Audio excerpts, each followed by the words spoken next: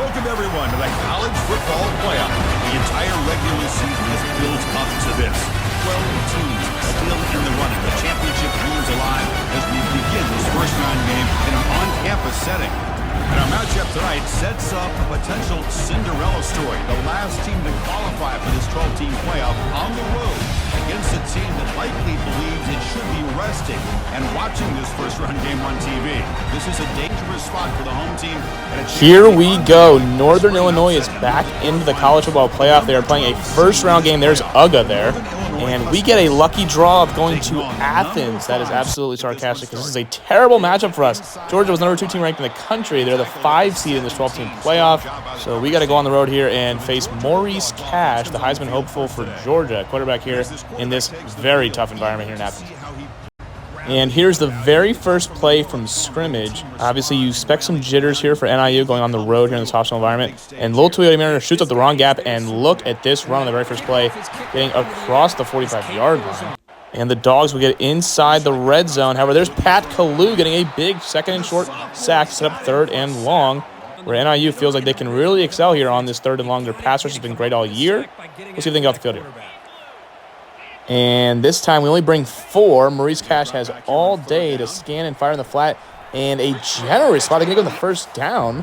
However, 2 plays later, we got him in another third and long situation. This time it's 3rd and 9 at the 12-yard line. Can we just get them to a field goal and grab some momentum back? They're going to go run play on 3rd and 9. That's not going anywhere against a stout run defense. And the Dogs will have to settle for 3. So a major red zone stop by NIU to avoid getting their doors blown off them. Because if you go down 7-0, let's be real here, it's basically game over in this environment.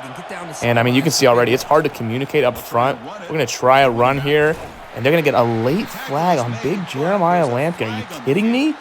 I mean, that's borderline after the play is already over. They're going to get holding, which really sets this drive back. I mean, behind the sticks, we just can't really operate the same as an offense, especially in this environment where we can't even hear anything. So we're going to try and pop a screen here on 2nd and 18. Try to get half of this yardage back, make it a 3rd and manageable. However, we can't even get those off.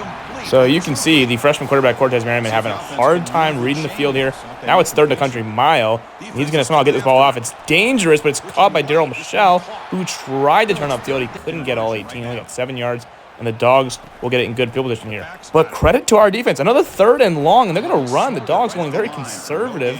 It almost felt like the Dogs were playing field position in this kind of game. They got the ball at midfield. They couldn't do anything with it.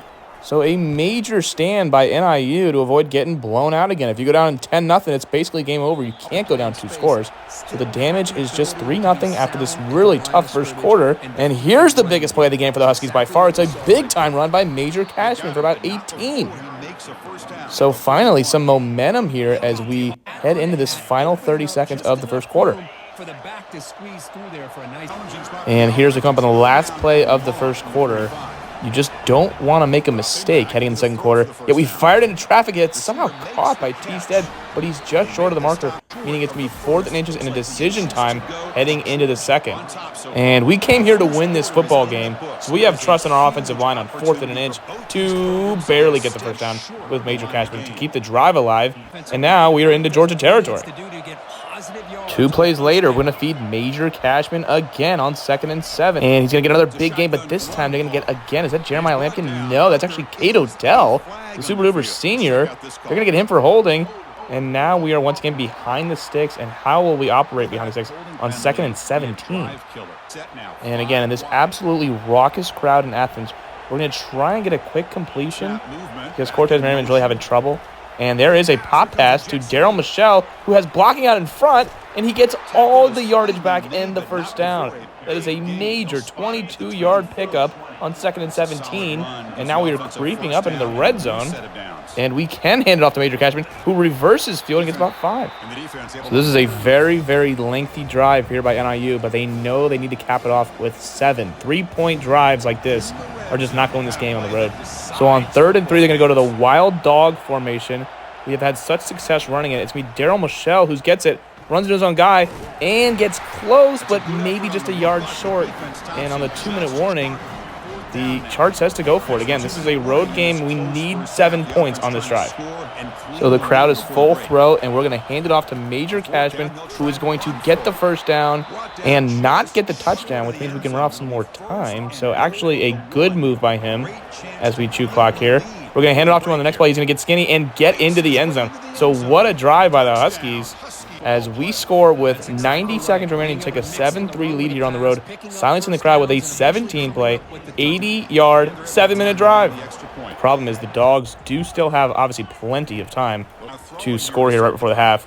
And this is a big-time missed tackle, but he does make the tackle here to keep him in bounds, keep the clock running as we come up on a minute remaining in the first half. We need to at least hold him to a field goal here. You cannot let him score a touchdown. However, he gets behind our defense, and this is going to be a 2-play touchdown scoring drive for the Dogs. Are you kidding me? So all that momentum off that long touchdown drive is now gone. So the Dogs will take a 10-7 lead at the half, but we do get the ball to begin the third quarter. And what do? We're going to start for the screen, and we get sacked. So a terrible way to begin the second half if you're Cortez Merriman. You cannot take that sack. Now we're back up in our own end zone. And what do we go to here? We're going to try and pop another screen, and there's Major Cashman with blockers out in front. What a pancake by number 70 as we make this a 3rd and manageable now. So 3rd and 5. Now the whole playbook is at your disposal. However, again, a lot of confusion pre-snap. Can't see any buttons. Cortez Merriman fires it into heavy traffic. He's fortunate that wasn't picked off. So we probably should be punting here, but we're not going to. We're going to go for it on 4th and 5 at our own 25. Yes, this is a terrible decision, but our chart is putting it all on the line right here, and he has the time he needs, and he fires his seat up the muff. And how in the world does Ezekiel Corner hang on to that football in heavy traffic? So this drive continues somehow, and now here comes Major Cashman ripping off a big-time run into Dogs territory as he creeps up on 100 yards rushing. And NIU realizes this is all about possessions and shortening this football game here and using every second they can. As they're going to hand it off to Daryl Michelle, and look at this blocking out front by this elite O-line. Generating 2nd and inches. We're starting to lean on the Dogs a little bit. Now, fast forward a couple more plays. We're in the red zone. We're going to give it to Daryl Michelle, who makes a huge error trying to pitch this thing backwards. It goes out of bounds. A huge break for the Huskies. No idea why he would pitch that football, especially in the red zone where points are so critical. I mean, my goodness, a near disaster play. So what do we do on the next play? We give it right back to him. This time, hang on to the football. Turn up field goal north-south, and bulldoze your way into the end zone. My goodness, what a play by Daryl Michelle in the very next play. So NIU wrestles the lead back. It's 14-10. Final 2 minutes of the third quarter. A pivotal 3rd and 4. And again, Georgia goes outside zone run. That's not going absolutely anywhere. That's Lil Tuioti Mariner and Spencer Harper, and they have to punt with a minute left in the third quarter. And NIU is going to try and get another long possession here and take up more ticks off this clock. They have 15 minutes of time of possession. So everyone in Athens, Georgia is holding their 4s up here.